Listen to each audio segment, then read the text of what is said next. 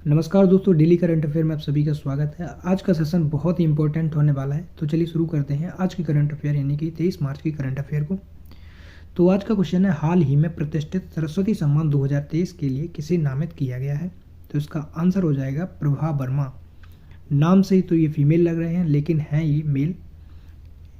अभी हाल ही में प्रभा वर्मा को उनकी उपन्यास रुद्र सात्विकम के लिए 33वें सरस्वती सम्मान से सम्मानित किया गया है। ये कौन सी बॉडी देती है सरस्वती सम्मान को? तो के बिरला फाउंडेशन के द्वारा सरस्वती सम्मान को दिया जाता है और सरस्वती सम्मान की स्थापना 1991 में हुई थी। सरस्वती सम्मान देश के सबसे प्रतिष्ठित साहित्यकार पुरस्कारों में से एक है।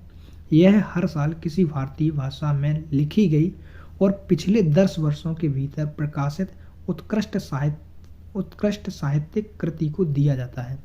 कुछ और इम्पोर्टेंट अवार्ड हैं जो आपको पता होने चाहिए, उनके बारे में बात कर लेते हैं। महाराष्ट्र गौरव पुरस्कार अभी डॉक्टर उमा रेले को दिया गया है। प्रतिष्ठित संगीत कला निधि पुरस्कार टी.एम. कृष्णन को दिया गया है।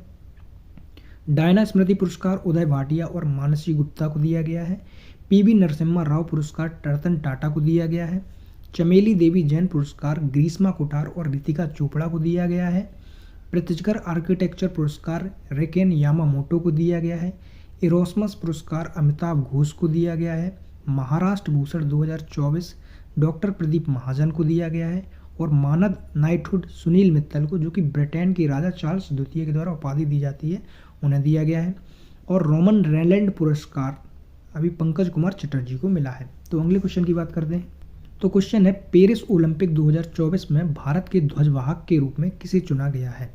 तो इसका आंसर हो जाएगा शरद कमल को। अभी अजंता शरद कमल, जो कि टेनिस प्लेयर हैं, उनको अभी पेरिस ओलंपिक 2024 में भारत के ध्वजवाहक के रूप में, फ्लैग बेरर के रूप में चुना गया है।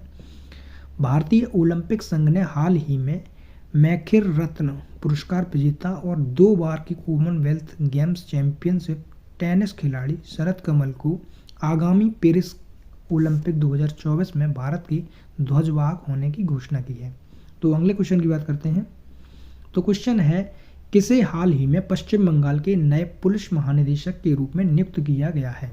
तो इसका आंसर हो जाएगा संजय मुखर्जी। अभी संजय मुखर्जी को पश्चिम बंगाल के नए पुलिस महानिदेशक के रूप में नियुक्त किया गया है। तो कुछ और इम्पोर्टेंट नियुक्तियां, उनके बारे में बात कर लेते हैं। P&G इंडिया के CEO बने थे कुमार वेंकट सुब्रमण्यम। चुनाव आयोग ने पैरा तीरंदाज शीतल देवी को अभी PWD राष्ट्रीय आइकन नामित किया था। राहुल सिंह को CVSE के अध्यक्ष के रूप में भी चुना गया था। जगदीप हंसराज को कोटक बैंक के एक शाखा है उसके वन कोटक, उसके अध्यक्ष चुना गया था। नवनीत सहगल को प्रसार भारती के बोर्ड के अध्यक्ष के रूप में चुना गया था। बी साईं राम को अभी NCL के अध्यक्ष और प्रबंध निदेशक के रूप में चुना गया था। अश्वनी कुमार को FIEO के अध्यक्ष चुना गया था। मुस्तफ़ा सुलेमान को माइक्रोसॉफ्ट के AI डिवीज़न के प्रमुख चुना गया था। Navneet Jindal Indian steel association के अध्यक्ष अभी बने थे। MB राव को सेंट्रल बैंक के प्रबंध निदेशक और अध्यक्ष चुना गया था। ब्रजेश मल्होत्रा को बिहार के नए मुख्य सचिव नियुक्त किया गया था। अनुराग अग्रवाल को संसद सुरक्षा के प्रमुख नियुक्त किया गया था। रविंद्र कुमार को NTPC के निदेशक नियुक्त किया गया था। न्यायमूर्ति AM खानविलकर को लोकपाल अध्यक्ष नियुक्त किया गया था। निखिल जोशी को बोइंग डिफेंस इंडिया के प्रबंध निदेशक नियुक्त किया गया था। नंद किशोर यादव को बिहार विधानसभा के अध्यक्ष नियुक्त किया गया था। संजय कुमार जैन को IRCTC के अध्यक्ष और MD नियुक्त किया गया था। लेफ्टिनेंट जनरल उपेंद्र द्विवेदी को सेना के वाइस चीफ नियुक्त किया गया था। पवन कुमार को वित्त मंत्रालय के मुख्य सलाहकार नियुक्त किया गया था और अनिल कुमार लाहौटी को TRAI के अध्यक्ष नियुक्त किया गया था। जैसा कि आप सभी लोगों को पता होगा, कोई नई इम्पोर्टेंट नियुक्ति आती है तो मैं टोटल महीने के जितनी भी इम्पोर्टेंट नियुक्तियां होती हैं उन सभी का आपको रिवीजन कराता हूं, और ये रिवीजन मैं आपको बार बार कराता हूं, इसलिए आपको बार बार रिवीजन देखने से आपको केवल देखने ही से ही याद हो जाएगा, इसलिए मैं इसका बार बार रिवीजन कराता हूं। तो चलिए अगले क्वेश्चन की ओर चलते हैं।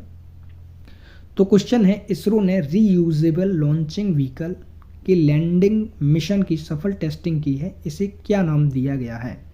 तो इसका नाम है पुष्पक। भारतीय अंतरिक्ष अनुसंधान इसरो ने कर्नाटक के चैलकेर में एरोनॉटिक्स टेस्ट रेंज से पुष्पक नाम के एक रीयूजेबल लॉन्चिंग व्हीकल के लैंडिंग मिशन का सफल टेस्ट किया है। तो अगले क्वेश्चन की ओर चलते हैं।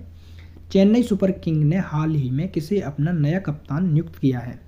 तो इसका आंसर हो जाएगा ऋतुराज गायकवाड़। अभी ऋतुराज गायकवाड़ को चेन्नई सुपर किंग का कप्तान नियुक्त किया गया है। इससे पहले MS धोनी जो कि चेन्नई सुपर किंग के कप्तान हुआ करते थे, उन्होंने अभी संन्यास ले लिया है। Indian Premier League franchise Chennai Super King के सलामी बल्लेबाज ऋतुराज गायकवाड़ ने अपना कप्तान नियुक्त किया है और IPL की स्थापना 2007 में ललित मोदी के द्वारा की गई थी। अगले क्वेश्चन की बात करते हैं। भारतीय मूल के लियो वराडकर किस देश के प्रधानमंत्री थे जिन्होंने हाल ही में इस्तीफा दे दिया है? तो इसका आंसर हो जाएगा आयरलैंड। अभी आयरलैंड के प्रधानमंत्री लियो वराडकर ने इस्तीफा दे दिया है। भारतीय मूल के लियो वराडकर ने आयरलैंड के प्रधानमंत्री के पद से इस्तीफा दे दिया है। वह सत्तारूढ़ फाइनल गेट पार्टी के नेता के रूप में भी पद छोड़ दिया है। वराडकर 2017 में देश के पहले समलैंगिक प्रधानमंत्री पद संभालने वाले सबसे कम उम्र के व्यक्ति भी थे। तो अगले क्वेश्चन की बात करते हैं। विश्व जल दिवस प्रतिवर्ष कब मनाया जाता है? तो विश्व जल दिवस 22 मार्च को मनाया जाता है। विश्व में मीठे पानी के महत्व के प्रति लोगों को जागरूक करने के उद्देश्य से हर साल 22 मार्च को विश्व जल दिवस मनाया जाता है। संयुक्त राष्ट्र महासभा ने दिसंबर 1992 में एक प्रस्ताव में अपना जिसके द्वारा 22 मार्च को विश्व जल दिवस घोषित किया गया था। साल 1992 में रियो डी जेनेरो में पर्यावरण और विकास की संयुक्त राष्ट्र सम्मेलन में एजेंडा 21 के तहत विश्व जल दिवस का पहला औपचारिक प्रस्ताव रखा गया था। तो अगले क्वेश्चन की बात करते हैं। तो क्वेश्चन है, चौथे संघाई सहयोग स्टार्टअप फोरम का आयोजन कहाँ किया गया है? तो इसका आंसर हो जाएगा नई दिल्ली में।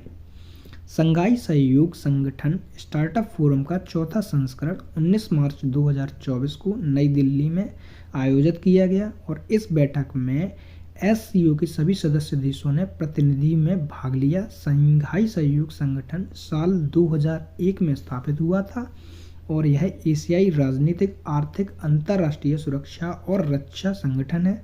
भारत 2017 में इसका सदस्य बना था। अगले क्वेश्चन की बात करते हैं।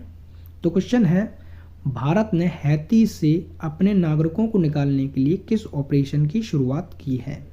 तो इसका आंसर हो जाएगा ऑपरेशन इंद्रावती। अभी ऑपरेशन इंद्रावती चलाया गया है जिसके तहत हैती में फंसे लोगों को निकालने के लिए ये ऑपरेशन भारतीय सेना के द्वारा, भारत सरकार के द्वारा चलाया गया है।